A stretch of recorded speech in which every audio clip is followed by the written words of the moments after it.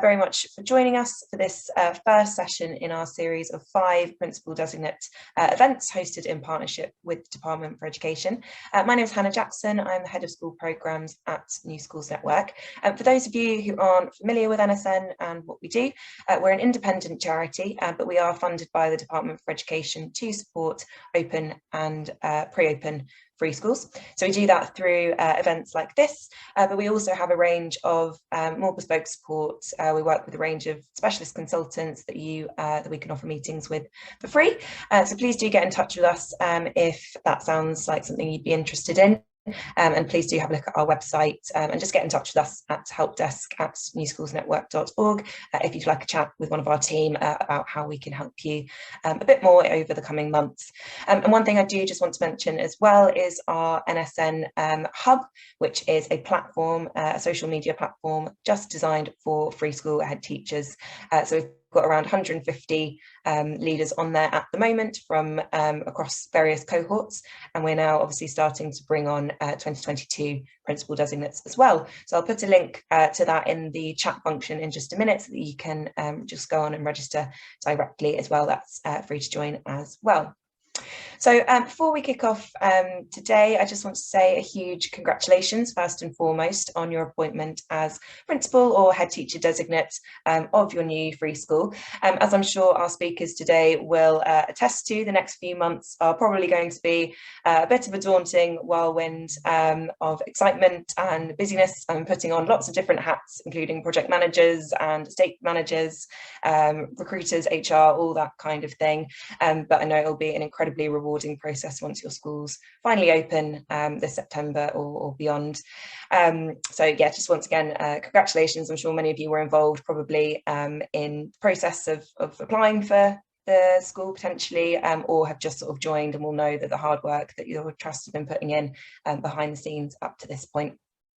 So the 5 sessions that we have for you over the next few weeks are very much designed to sort of help you through this process and help you prepare for the months ahead.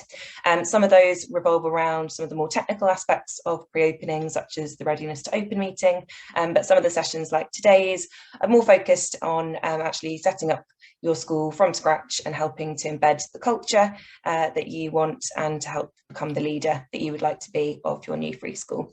Can I just get a raise of hands, either virtual or real, for anyone who this is their first headship position? Yeah, so we've got a couple on there. Yeah, brilliant. So I'm sure even more exciting and probably even more daunting prospect. But as we'll talk about today, the opportunities for you to really kind of develop a school in your own image, I'm sure are absolutely fantastic. So just to introduce our speaker today, we have David Crosby, who's head teacher at King's Leadership Academy, Bolton, which is part of the Great Schools Trust. I'm sure many of you will have heard of. They also operate King's Leadership Academy Warrington, which is a free school up in the northwest. And the school, David's school, opened in 2019, so it's still in its first few years of growth, and David will be sharing his reflections and helping you to think a little bit about how to embed your own culture, mission and ethos in your school.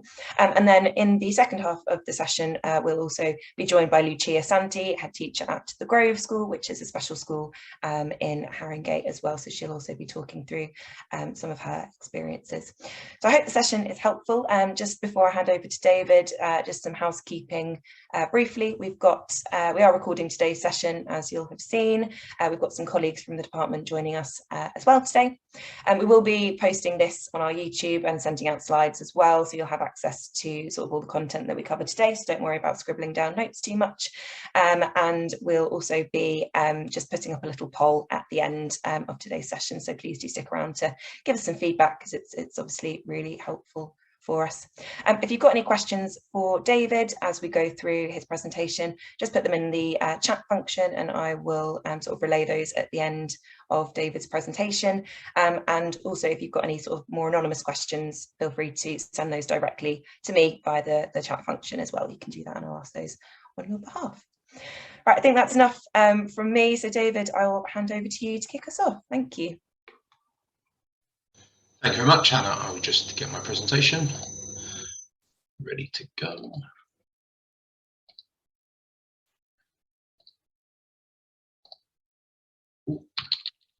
started midway through.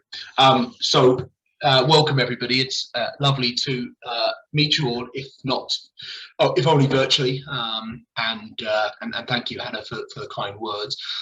It got me thinking. Actually, it was about 3 years ago. Next week will be 3 years ago when I had my headship interview, my first headship interview. It's actually strangely the morning of my stag do, which was a very intensive day. I actually found out I had the job kind of at 7 p.m. as I was walking into a Wetherspoons in Leamington Spa, and I remember the feeling on the Monday morning when I kind of came to of the weight of what was actually ahead of me. I had applied kind of, as some of you might have thinking there's no way they're going to give me this job, and suddenly when they did, I suddenly had to actually open a school, and so the last kind of 3 years have been a roller coaster. There's been a couple of major things to overcome, which hopefully we won't mention the dreaded C word much during this talk, but hopefully I can share some of my experiences and how we built kind of our culture and continue to build our culture around our vision and our mission here up in cold, rainy Bolton. So it first really starts with my own story, and whenever I talk about the vision and the values of our school, and one thing I became acutely aware of in that pre-opening stage, but even now, is how important my own values and my own vision are. When I first started teaching, and I did a Teach First program, I was placed in a school in kind of Bolton, which is in North Liverpool, and as you can tell, I'm not a Scouser myself. I was told by a mentor to, as one of my feedback, to change everything about myself, kind of half tongue in cheek, but that I had to kind of play down my southernness and my accent and how I dressed and so on and so forth, because kids wouldn't relate to me. As you all know, as educators, kind of authenticity is kind of the key to building positive relationships. So actually being authentic as a leader for me was really important. I couldn't build a school in an image of anybody else. That's not to say kind of this is some dictatorship that it's all about me, but in those early stages, and certainly our pre-opening stage, I was the only person who worked at King's Bolton. I had a trust, which I'll speak about in a second, but really it was only myself. So having a lot of this came back to my own vision and values. When I was thinking about the school, I had to think about my own journey. My own journey really begins with these two people here, and this is Mary and Stuart. And I put up this picture, and for those art fans out there, and you might well be, this is a painting by Renoir called Danse Bouglaval. I always kind of, my French is not amazing, so I apologize for the pronunciation. Why I put this picture up, and I use this picture all the time with my staff, I have a kind of cheap reproduction in my office, that's just behind you. I won't be able to turn the camera around to show you, but actually there was a very cheap reproduction in my parents' living room growing up. Now why this matters is that I thought this is a picture of my parents. My father, up until kind of just before actually this picture taken, had a beard all the time when I was growing up, and I thought this was my parents. I wasn't an art fan as a young boy. So actually it comes my values and my kind of story starts with those two people, Mary and Stuart. My father grew up in a children's home in South London. My mother was an immigrant who came across to Ireland, and grew up in a house in a two-room house in Ireland in the post-war. The values that they had, both left school at 16, both managed to worked in job in London. My father then became a banker. My mother ran her own preschool all through my childhood, and so on and so forth. They put 4 children into university, including one to Oxford. So their story and the values and the ethos they instilled in me kind of run through me like a stick of kind of Brighton or Blackpool Rock, depending on your geographical location. So when I talk about the values and vision that I wanted for this school, then this really is the start of the story.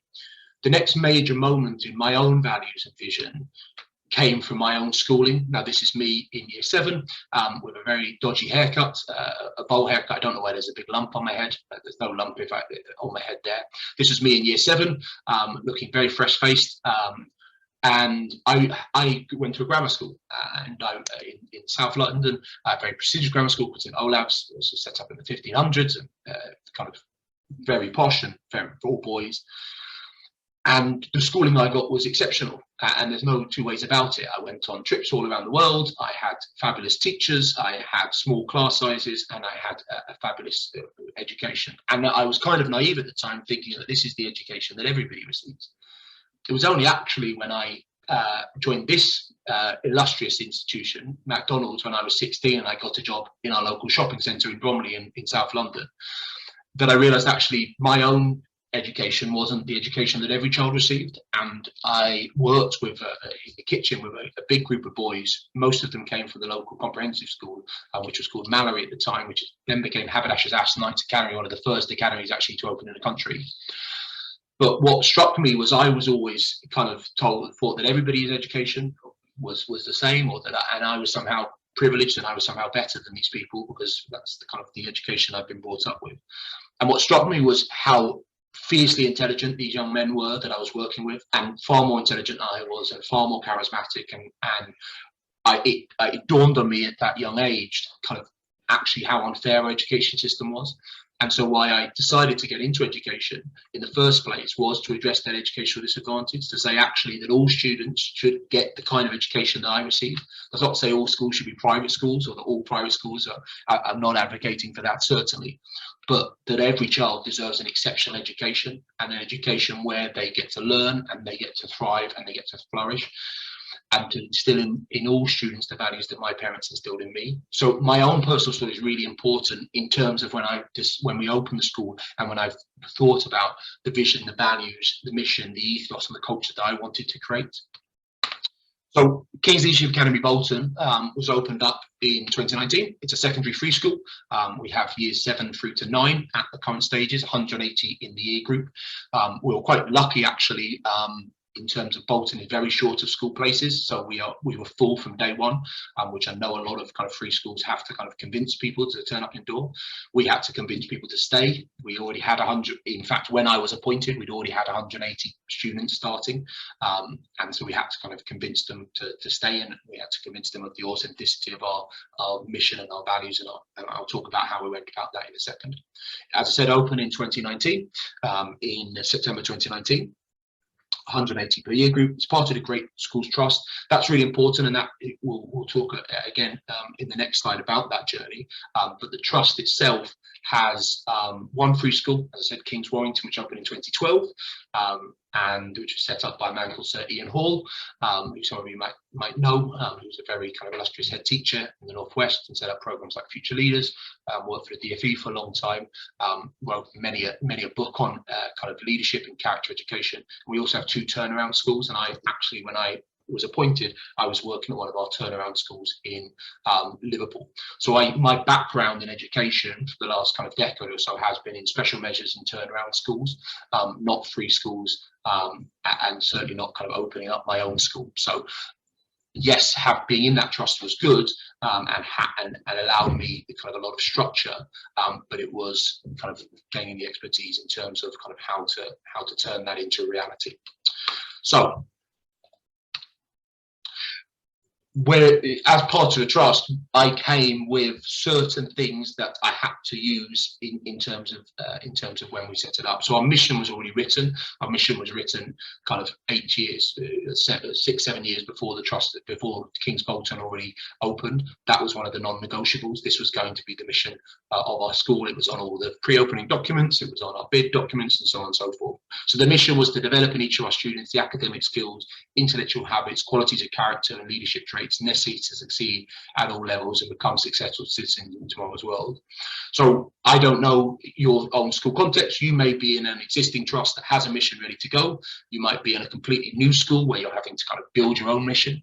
But what was really important for me, I had already been working in the trust for 8 years or so, and I picked this trust specifically because of my belief systems and because I wanted students to succeed at all levels. I knew it wasn't just about the academics. I couldn't just work in an exam factory. I knew it was about quality to character, which we spend a lot of time developing here at King's. We have a character and actually an award-winning character education, and long before it became kind of the thing to do, and long before it was on the Ofsted framework, we were talking about personal development, we were talking about character. We were making sure that the students were prepared to be successful citizens in tomorrow's world. The other thing that came that I knew I was going to have to use were our values, and this was what we call our Aspire code. And these again were really central to the trust, and really central to how the trust wanted to run schools. So our Aspire code. Now we also have a phrase here at King's called "Live Not Laminated." I can't say I created this phrase. That came from a woman called Mary Myatt, you might have heard of, the educational writer and researcher. And we've done a lot of work with Mary at our school, King's Liverpool. She was one of our offset inspectors when we came out special measures. And she talks a lot about how most schools will have a set of values. Most schools will have a lovely kind of laminated display, often in reception. It will be on their letterheads and so on and so forth. But to actually live those values is something completely different, and something that we've done a lot of work of before we opened the school. Now, when it comes to aspiration, achievement, self-awareness, professionalism, integrity, respect, endeavour, this is the lingua franca of our organisation. And what was really important for me continually from that minute, kind of 3 years ago when I received the job, to even this morning when I ran a Year 8 weekly assembly, is these are words at the forefront of everything we do. In every conversation we have with students, in every conversation we have with parents, we are linking back to these Aspire values. And knowing that we were going to be a values-led organisation was really important. But what was a challenge for me and our team in those early stages was turning these abstract concepts into concrete things for the students to do. How are we going to show them how to have self-awareness, how to have integrity, how to show endeavour, and take it away from just these words and these definitions and posters up on the wall? So when we thought about structuring the school, we thought about the rules, the routines, what we call the artifacts of an organisation. We're always looking about what lesson is that teaching them, linked back to Aspire. So, for example, at King's Bolton, we have lineups at the start of the day, and at the end of break and at the end of lunch. A lot of schools do that. We're not we didn't invent the lineups. You might have an opinion on them. You might think I love them. You might think it's too militaristic. But this is not the place to debate there. But we have our lineups. When we do them, it's all about narrating the why, and I'll use that phrase, narrating the why, a lot throughout the next kind of half an hour, because everything we do is about narrating why we're doing this and convincing the staff, convincing the parents, convincing the community about why we're doing these things. So lineups was a thing that no other school in the local area did, and we share our site with another secondary school. There's a few secondary schools in the local area. So when we turned up and got all the Year 7s on the lineup in front of the parents, there was a lot of why are you doing this, so on and so forth. For us, it comes back to that level of professionalism. It comes back to that having a clear start to the day, creating that scholarly atmosphere before students go into lessons. So everything we do links back to that Aspire code, and it becomes the lingua franca. So again, you may well have a set of values that are existing in your trust that you have to use. You might be a faith school and it's linked to there. You might be, again, creating those itself. My advice is that they have to be more than just a poster. They have to be more than just a kind of a thing on the letterhead. In that you have to think carefully about how you're going to embed them. So in our behaviour policy, these words come. When we do our reports, this is how we report back to parents on these values. In our assemblies, we have our assembly programme. In our PSHE programme, we actually call our PSHE programme the Aspire programme, and we're kind of interweaving PSHE items back into Aspire. In everything, in the staff training, we're talking about Aspire. We have rewards linked back to those. So you have to think carefully how you're interweaving these values into your organisation. The other thing that really stuck with me was through Teach First was a piece of research that I saw a year or so before I took up the post, and this piece of research, and you may well have seen it, by the University of London along with Teach First. I'm sure any of you work in education are not have seen a lot of these figures before, but they are quite shocking in various places, and really for us and for me certainly, and in terms of my recruitment, I'll talk a lot about recruitment in a second, but were everything I was trying to achieve. And knowing back to my own schooling and how it was given that you went to university, I actually just thought that it was secondary, it was primary school, it was secondary school, it was university. Everybody went. I didn't know you could leave school at 16. I didn't know people didn't go to university. Year 7 and Year 8, I was kind of in my own little bubble.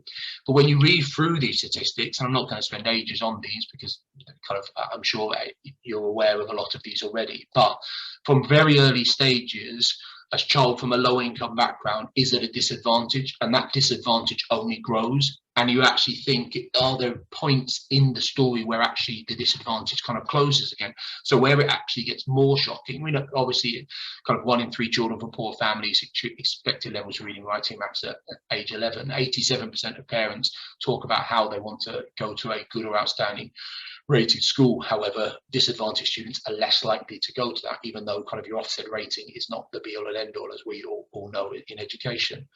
But where it becomes really shocking for me is later on in the story. So where it says 1 in 4 pupils from poor families make it to university, nearly double the amount of other children. But even the students who make it, 1 in 2 freshers from poor families drop out of university each year, compared to 1 in 20 from their classmates. Even when they go through and they achieve everything and they become successful and they achieve academically, graduates from poor families earn 10% less than their wealthier peers. We have this inequality baked into our society, which for me is the really reason why I get up in the morning. And when we set up King's Bolton, one of the things I really wanted to do was try and make a school that addresses some of these. Now, again, I'm not naive enough or arrogant enough to think that one school in a tiny corner in a northern town is going to address kind of these inbuilt inequalities in society. But I had to have that real moral purpose in me. And then when I recruited staff, I needed to have people who shared that mission. So for us, although we had these things as a trust, this was really important to me. And why that was different is because our main school, Warrington, isn't serving a disadvantaged community in the same way. The school in Warrington is a fabulous school and doing exceptional work, but it's in a relatively kind of middle class, kind of suburban area in the suburbs of Warrington, which is kind of halfway between Liverpool and Manchester, for those who aren't familiar with northern geography. We serve in Bolton a very diverse community, a predominantly Muslim community, but also a community that is in the bottom kind of quartile for deprivation in the country. We have very aspirational parents who want the very best for theirs. So when I got to know the community, I knew that this was something that I really wanted to address. We have young people and families who want the very best. Often when you listen to national media and they talk about kind of northern communities, they talk about a lack of aspirations. That couldn't be further from the truth in our community. What there is a disconnect. They want their child to go to Oxford and become a doctor. They just don't have any idea how to get them to there because they have nobody in their community who's followed that path. We wanted to be that gap in the middle, and one of our missions and one of our values is to provide that, to talk to these students about being successful, but what do they need to do today, tomorrow, the next day, not just in terms of academics, because as you can see here, a great set of results is not going to address this. It's got to be more than that. It's got to be about that character. It's got to be about the whole child. What extra skills are they doing? And actually then building a school, and in all our structures and routines, is saying, how can we instill in the students the qualities of characters necessary to be successful as they move forward? So one of the first things we did with my senior team, which I recruited relatively early on, 2 of the senior team came from King's Warrington, so the existing school. One of them actually worked for Teach First that I knew through my contacts there, so I knew he was kind of bought into the same mission. And one of them came from Torhidal, Torhidal Boys, which is a very high performing part of the Star Academy, very highly performing academic school close by. So in that senior team, we kind of got together, we talked about the Inspire Code, we talked about the mission that came from the trust, we talked about that report from Teach First, and we said, right, how does that look like in Bolton? And the lucky thing with our trust is they did give us that autonomy to shape the mission how we wanted to put our own flavour on it, to make it reflect our community. And what we came up with was what we called the KLAB Manifesto, which were kind of 4 key areas that we wanted to really focus on. So the first one is my legacy. We wanted to get students to see that this wasn't just a short-term journey that they're on with us, that their journey at King's Bolton wasn't just 5 years. It wasn't just about getting a great set of GCSE results.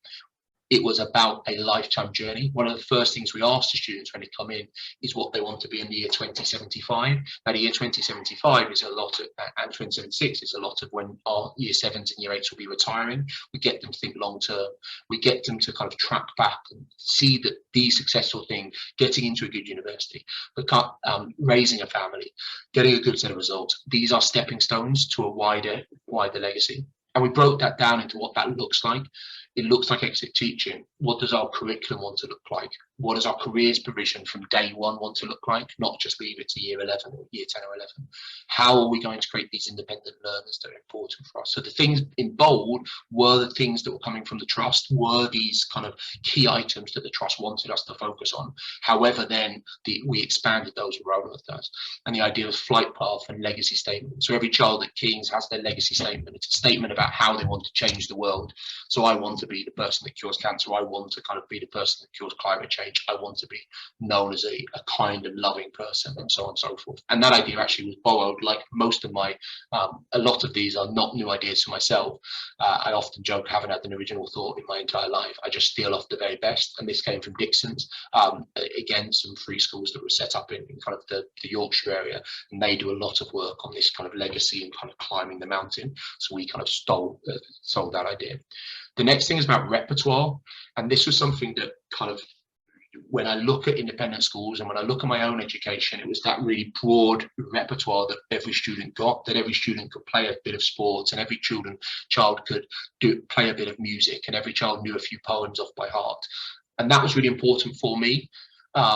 Again, when I was in year 7, I remember having an assembly on filling out a UCAS form in year 7. Now, looking back, that was slightly ridiculous, but that was the kind of education I wanted for these students. I wanted them to have this really broad range of cultural experiences, both of Western culture and of international cultures, because they had come from this really broad. When we looked at our curriculum, we realized it was far too Eurocentric, and actually it didn't reflect the diversity of our community. So one of the big things we did, again, kind of preempting kind of the decolonized curriculum movement by a year or so, was looking at saying, how can we introduce into English and history more more focus on world. So looking at the Mughal Empire before we look at the British Empire, so you can see what was it around in India before kind of the British arrived. So there's not this narrative of kind of the British civilizing the savages, which can often occur. I'm a historian by trade, that's why I kind of get passionate about these things. But it was about wider than that. It was about leadership, it was about oracy, it was about music and the arts. Every child does 3 hours of music in Bolton. It was about creating successful citizens. As I said, as I mentioned previously, at King's, we have lots of success, lots of structure, lots of routines. We do our lineups, big focus on character, in behaviour, in professional attendance. We do family dining, where we all dine round big tables together in small groups, where every child has a job to do, where we serve the food centrally. We wanted to be a part of this community. Mealtime. So it was taking these wider values and wider structures that came down from the trust and trying to go into the minutiae of it and try and say, well, what does that look like in reality? How does lunchtime look like for this under this mission of creating successful citizens? What does form time look like? What does the end of the day look like? What does the uniform look like? All of these things are led straight back to that initial question around the mission of creating these successful citizens. And finally, we know for any child to be to have these high expectations, it's got to come appropriate levels of support, and we've got to build that in day one, not just kind of year 11 interventions when it comes back to today. So we're really strong SEN and EAL support based on our community, academic and literary neurointervention. What does transition look like? Again, kind of really focusing on that jump from year 6 to year 7. Because we know that's going to have a negative impact. Often, if you look at the data, the progress data dips in year 7 and 8 in the kind of lost years, and that in-class support. So it's taking those missions, taking those statements, and then looking at what does that look like in reality.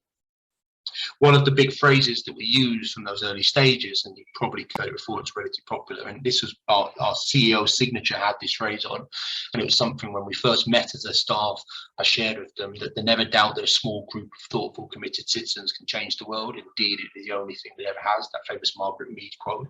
And it's knowing that it does seem that there's a huge mountain to climb that you're on at the moment. But it's about breaking that into small steps and bringing that great team around you. So I think I've got about 15 minutes left for my estimation. And what I just wanted to talk about, how we actually went about putting this change into reality. Now, when I was in turnaround schools, I was introduced to this model called the Cotter's 8-step change model. And Cotter was a professor at Harvard Business School and looked at how kind of businesses change, new CEOs come in, and so on and so forth. Now, we used a lot of this when we were changing around free schools and changing around schools and special measures. And actually, my two previous roles was going into schools and special measures after a few terms and actually trying to get them out of special measures, trying to change the culture in that. Now, this was about change culture, but actually these 8 kind of steps really resonated with me when I was thinking about building a culture from scratch again.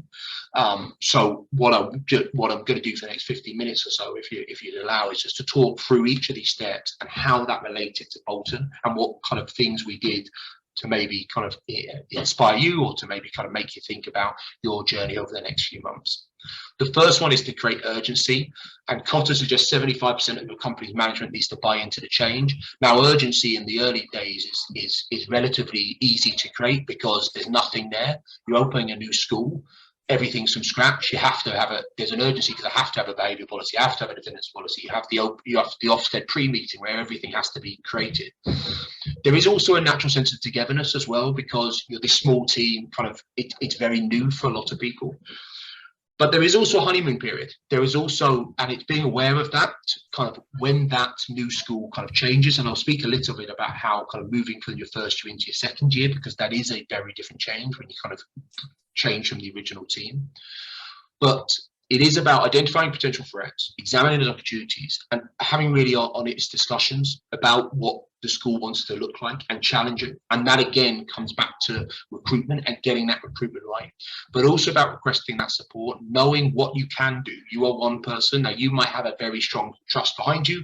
You might be doing this a very small team. You might have a lot of expertise about opening schools up. This might be your second, your third new school you're opening up. You might have never done this before. You might have had Ofsted inspections. You might not have. So there is that being honest with yourself and that self-awareness and requesting where support is needed. The next one is forming that powerful coalition, identifying true leaders, asking for emotional commitment, work on team building, and check your team for weak areas. Now, how we did that at King's Bolton, it comes down to these recruitment. I spend the vast majority of my time recruiting in this school because we always need to get new staff in. I've just finished a round of recruitment of another 15 staff for next year. Those early stages, getting that recruitment right was really important, and thinking really carefully about my recruitment, what questions I was going to ask at interview, what kind of people I was going to get in. The first came actually in picking my vice principal, and this interview, it was very interesting because I had a very close personal friend of mine actually who had worked with a number of years who applied to be the vice principal. Me and him had many conversations about kind of schools and how we wanted to create them, kind of if we were ever in charge, had those kind of, I'm sure you've all had those conversations early in the career. So if I was in charge, this is what I'd do. So I knew he had the vision, I know he shared my values, I know me and him would work well as a team. And the other person at VP was a man called Irfan, who was from Torhido, who was very, very different from me. Irfan is almost my complete opposite. Irfan is a very calm, is a very mild-mannered man, very quiet. He's very attention to details, where I'm much more big picture. And actually, Sir Ian, my CEO, said to me about it's got to be the complement. Almost a yin and yang with the vice principal, because you're going to need to lean on them for so much. If myself and my friend had done it, we are far too similar and things wouldn't have worked as well because we both wanted to think big picture and kind of launch new things. What I needed in my vice principal was that person who could turn my turn my dreams into realities. I come up with weird and wonderful ways to structure curriculum. He's the one who's actually got to go and timetable it. And actually finding that balance as well. Then when we came to recruitment, in the early stage, we could only really afford and we could only really get, because of the time we're doing recruitment, NQTs, which was actually very good for us in the first because they didn't come with any kind of baggage of this is the way I want to do it. But on the other side, they didn't come with any expertise of how to do these things. So I was putting a lot of kind of faith into them in those early stages. And those two words are really important when it comes to recruitment: trust and faith. Once you've appointed someone, and again, I know you're all school leaders, and some of you have probably much more experience than I have. So please, apologies if I'm teaching you to suck eggs. Once you've recruited someone, you have to have trust and you have to have faith. You have to actually give them the responsibility and then allow them to flourish. one of the things I realized when opening a new school is I could not micromanage when I was trying to put across this vision and values. So what I had to have is I had to share that vision, share those values, and get people to buy into those, or people who already had bought in. So a lot of the questions I asked to interview weren't about experience, weren't about track record, weren't about impact. They were about your values, your vision. One of the questions I always ask at interview to everybody is, what's your most controversial view in education? Because it tells me kind of where they think. And I want people who think a little bit differently. I want people who are angry about that inequality they see and want to do something to change it. That's where the vision kind of focuses entirely onto my recruitment. I could have filled it with competent staff who've got great track record of getting good GCSE results. But if they're not going to buy into that vision, they're no use to me. Actually, that NQT who shares that vision and got into teaching because of those things, that's the person that I want on my team. The next is that vision for change. They taught value central to change. We talked about that already. That short summary, 1 or 2 sentences. So I have that kind of that stump speech, and I have this speech, and it starts with that picture by Renoir. And actually, some of my team are kind of almost fed up because they hear me speaking it to. And everybody comes in, every new member of staff, every parent, every child gets that same stump speech about our vision in the early stages. So we have these kind of a free independent school is one of our kind of taglines that we want to have that. We want to create these successful leaders. It's about academic and character. It's about structure and routines, and how structure and routines, in my opinion, liberate the students. We have silent corridors. We have every child faces the front. Now, again, you might think that's awful. You might think that's tantamount to child abuse. But that, and again, this isn't the thing to us to have an argument about it. But these are my beliefs, and these are the beliefs of people in the organisation. So I practiced that stump speech time and time again. And then I went out in the community and sold that vision and was a salesman. I went to all our feeder primary schools. I set up in a local Salvation Army church to kind of just put on speeches of this, and just had a lot of the time it was just a speech and then a Q&A, and I would stay for as long as possible and answer any question a parent had, from the big things about kind of track record and the structure of the school, to new builds, to what the uniform policy would be, what pencil case they need to buy, and so on and so forth. I made myself available for the community, and I still do. And I make sure that parents know my personal email. They can speak to me at any time. That's really important to me, that parents have a kind of direct line to me if they need it. But that stump speech, there's a parent on, the staff on, the student one, and that keeps changing and that keeps evolving, and I keep making the same speech but with a change to it. Even now, as I said, I give one assembly per year group every week, and it all comes back to those same values, those same vision. Every time I give a parental tour, we don't do open evenings at King's. I just do parental tours, and I give the same speech, values, vision, because they need to buy into it before they kind of make the decision to the school. It's about communicating that vision, and we have this phrase about over communicating it. We do it in deduction in students, and we have a big induction process. We do it in assemblies. We have lineups and family dining where we do it. I have something called a daily bolt, where it's basically an email blast. Instead of loads, and like one of the big things I hated was all staff emails. So I said, if you want to send an all staff email, send it to me, and I will send out one all staff email every day.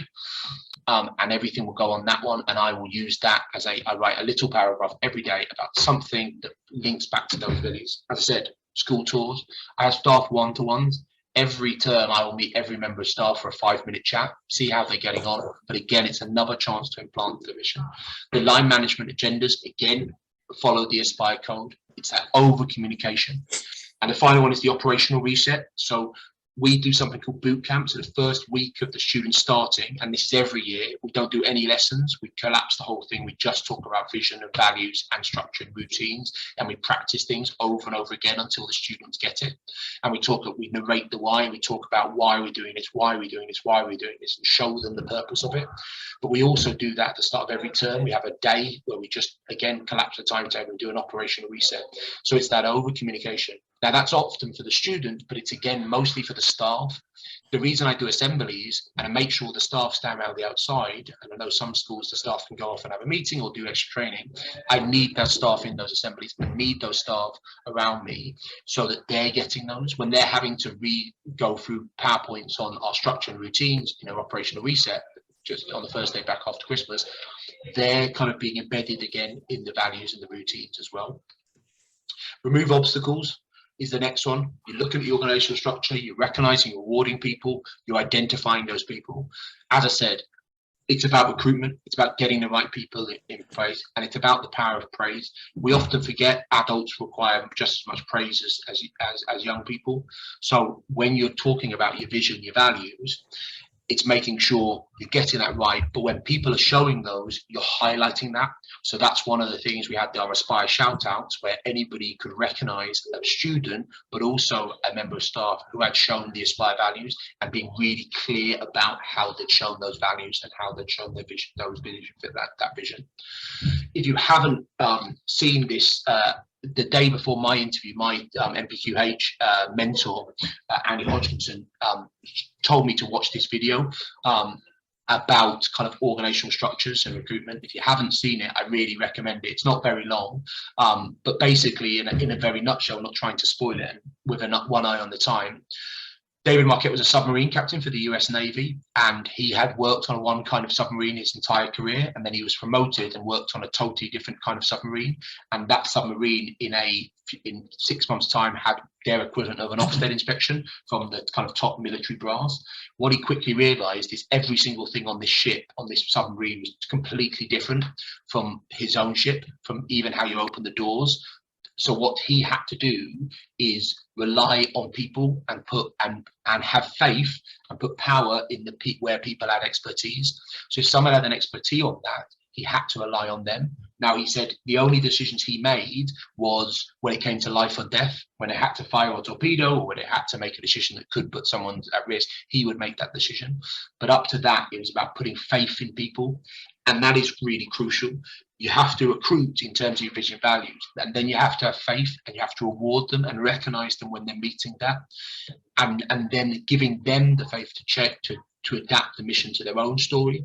So actually one of the things we did is everybody gives assembly on their own flight path, like the story I told earlier on with McDonald's. Every single member of staff talks about that. Every member of staff gets to write the daily bolt every term, so they get to tell their own story and how the Aspire code relates to them. So again, handing over the power to people and moving from this kind of top-down approach that has to be in the early stages because you're the only one in the organization, to this more kind of spread level of leadership is really important. Creating short-term wins, opening a new school. We had to kind of have these things because we wouldn't have KPIs for 5 years. We don't have GCSE results. We don't have things. So you're looking for, we call it KPIs without KPIs. Celebrating these quick wins. We aim for a 98.3% attendance. We call it to win it. And we actually were on 98.3% attendance before COVID happened, and then the world kind of fell apart. So we talked about people recruitment for next year. We celebrated, we got in the local press, we looked for these things. We used any example we could to celebrate our vision and celebrate our values and show the community why these vision and values weren't just kind of words on a paper, and what actually how they were having effect from day one. We brought parents in, we toured them around the school, we showed them what we were doing with these students. We had that really open door policy. All the doors are open. The parents can come in at any time to see, actually, this is the impact. These are what the vision and values do. And we built on the change. As I said, I come back to this, opening a new school, recruitment. Everything we're doing in building, when you come to that second round, has to be building on that change, has to, again, when you're recruiting, looking at your vision, looking at your values. That's really important. I'm going to change in corporate culture. I am having to rush through these because I'm just wary of the time. So, what's really important is to move away from the kind of top-down approach that you have to have in the early stages. So when you're opening a new school, it's moving away from that micromanagement. It's giving people faith, having them, allowing them to kind of show the vision, show the values, adapt it to their own. Not saying, well, actually, everybody needs to tell this story. How does the story? Everybody has to talk about their own story and how that relates to that. It's about celebrating successes. It's about moving away from the honeymoon period. It's about looking at corporate structures and looking at how you're going to structure it so that the mission and the vision and the values, everything comes back to the mission, the values, the values. And it's having self-awareness as a leader so that you can step away and see who are the leaders in my organization, who are the people who are going to move this on, who are not creating power vacuums, or identifying successors to say, actually, this is the person who's going to move this on to the next generation. Finally, one of the things we talked about was how did our vision and value change, and especially how did the culture amongst the staff change. And at the end of our first set, about halfway through our second year, so about 6-7 months ago, we sat down and we read a book called Legacy, which is about the All Blacks rugby team, and they have the All Blacks principles, and we stole a lot of them and kind of came to ourselves and kind of wrote down. And as you can see, we have these kind of various phrases that we always use: structure, liberate, don't be obnoxious, sweep the shed, see it, own it, do it. We have all these phrases that we were using all the time to show our culture. And one of the things we talk about a lot at King's is how we're going to pass this culture on, because we've spent a lot of time creating it, but not all of us are going to be here forever. In fact, it's very likely my vice principal is going to get his own headship in the next kind of couple of weeks. So when we recruit new staff, and we double in size from year 1 to 2, and then we have more staff from year 2 and 3, and actually now the original team of us, who were kind of the 13 of us originally, are in the real minority. So how do we share the vision? How do we make sure the culture we've brought and the vision we created kind of maintains? And that's why we had to kind of do this work on codifying it. So have these kind of key kind of lingua franca that we talk to each other about what's important with our own kind of culture in terms of the staff. And actually we talk to the students about this. We have big posters up of this in student areas as well as staff areas to show the students, like, this is what we're holding ourselves to as staff as well.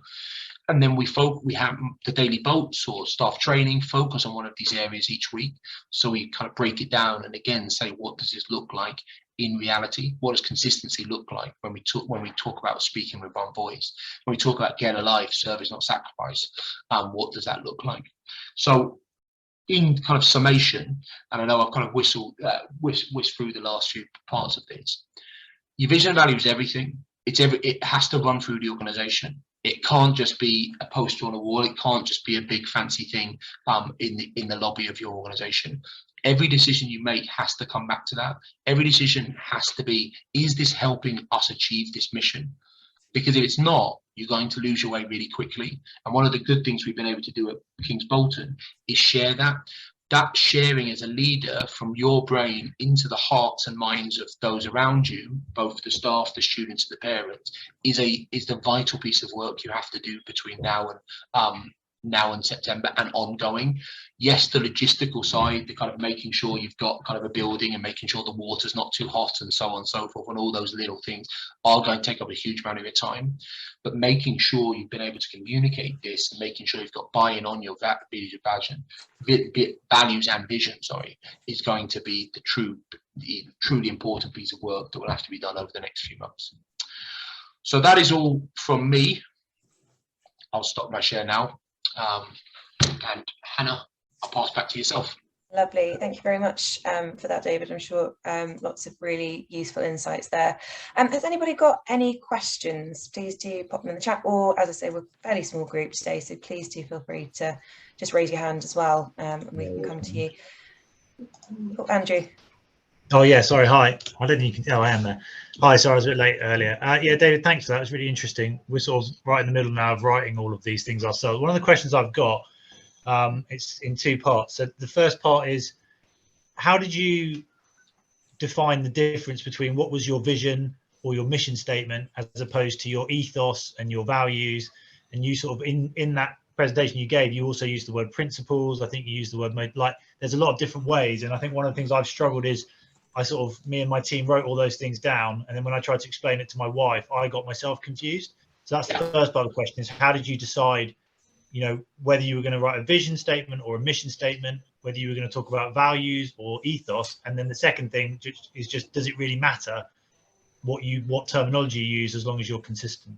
Yeah, I remember, and I look at yourself, Andrew. I don't know how long you've been teaching, but you might remember kind of the big debate about lesson objectives, the walks and whiffs and all those things back in the day. And I remember sitting in countless CPDs of people saying, what's an objective or what's an outcome? And there was this big debate back and forth, and you were kind of thinking, why are we arguing over this? Like, just know how to add fractions and that will be fine for your lesson. I think we can get caught up too much about terminology. What's a vision? What's a mission? What's ethos? And so on and so forth. What's really important when we asked the question for, and I think you say it well too, and I do the same for my wife as well. My wife is much more intelligent than me, and so it's really important to kind of have that sounding board. What I want is, when I speak to, what you need to get in your head is, when you walk around the building, what are you seeing?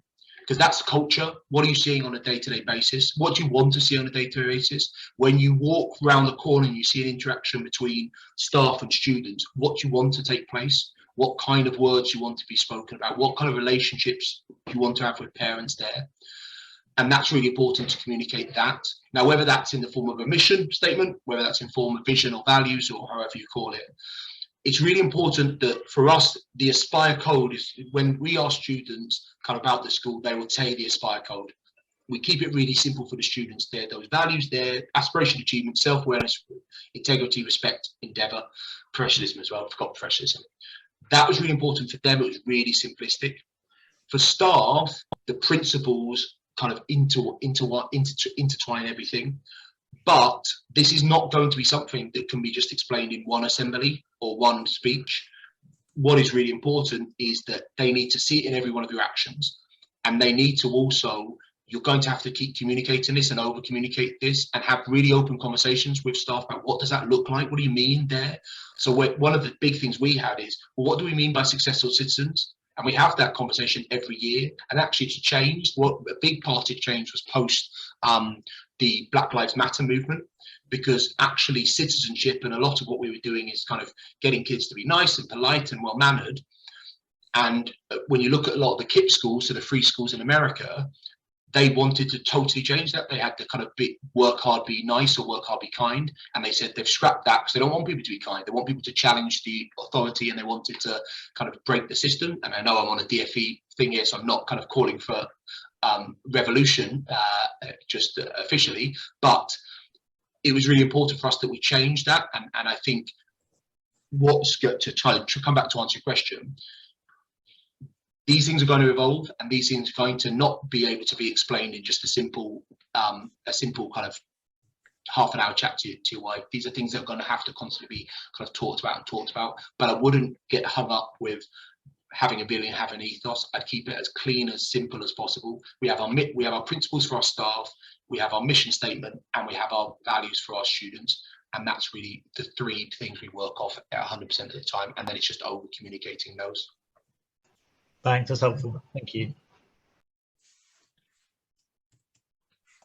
Apologies. Garrett, I'll go to you next. Thank you. Thank you, David. Thank you, Hannah. Sorry I was a little bit late joining as well. And I think, David, just because I was a little bit late, I just a little bit of clarification. Your school is part of a multi-academy trust? Yes. And I'm just curious as to, in terms of your initial recruitment phases, because you said about, mainly recruiting ECTs or NQTs in the initial phase.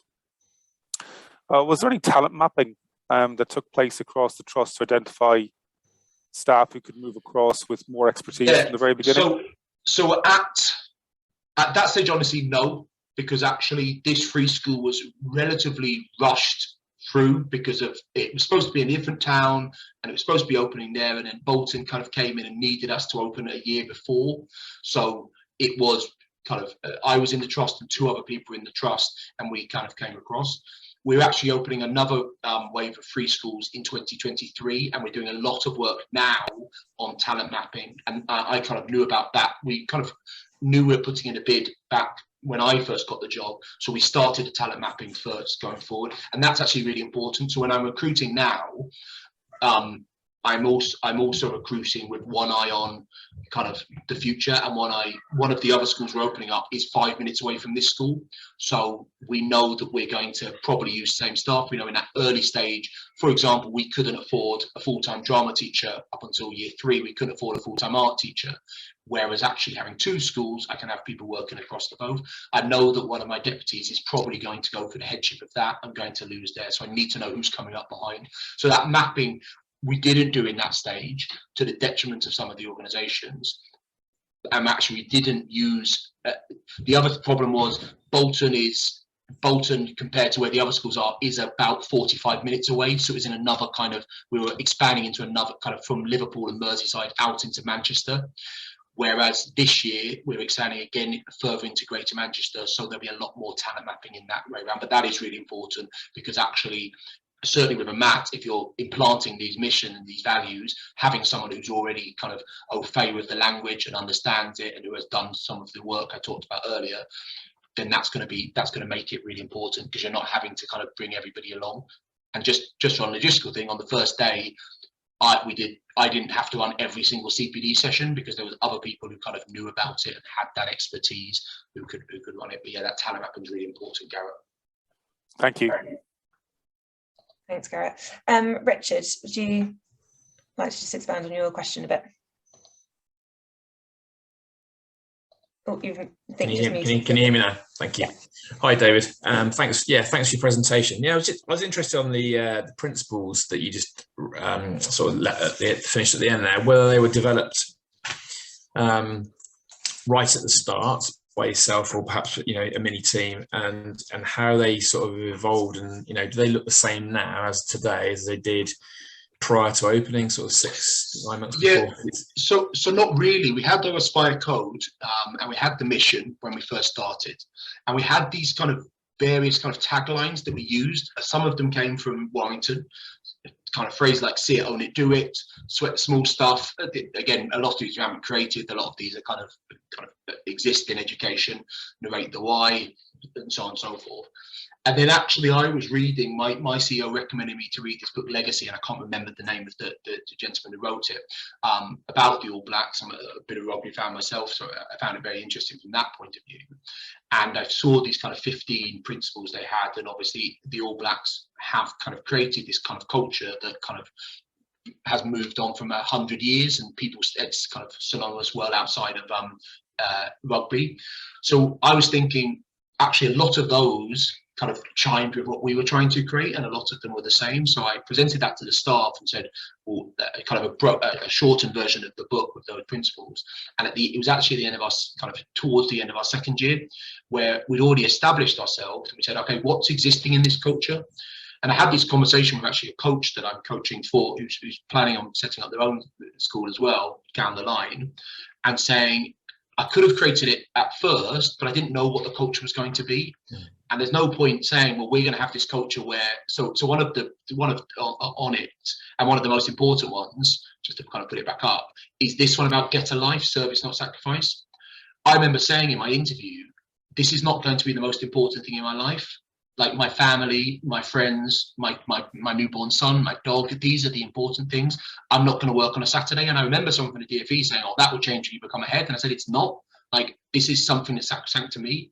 And so if we'd set up an organization where actually we were working 85-hour, 90 weeks, but we had this on our principles that get a life, service, not sacrifice, we wouldn't be living up to it. So I first had to see what was the organization and what culture had we created, because a lot of this comes from myself, but a lot of this comes from other people in the organization. That's actually one of this don't be obnoxious or the apologize change weren't kind of developed by me, were developed by some of my other team. So it was kind of bringing together all of these things existing in and reflecting back the culture. Because I think often you don't know how the culture is going to grow. You don't know what kind of people are going to be in an organization.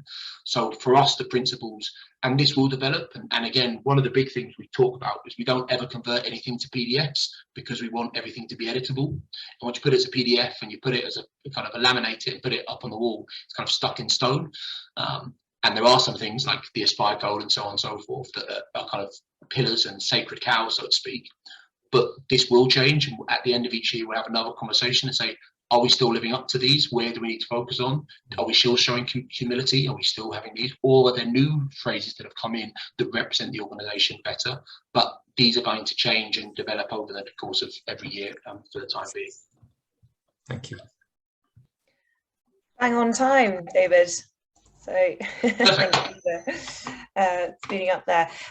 Just before we hand over to Lucia for her session, I'm just going to put the link that I was talking about to our New Schools Network Hub in the chat, so you can just sign up there if you're not already on. What we hope to do over the coming months is to set up some networking sessions via the Hub platform. So if you're interested in getting to know other members of your 2022 cohort a bit better, please do sign up for those, and we'll make sure that you get the invites there. Thank you very much, David. That was fantastic, and as I say, lots of really insightful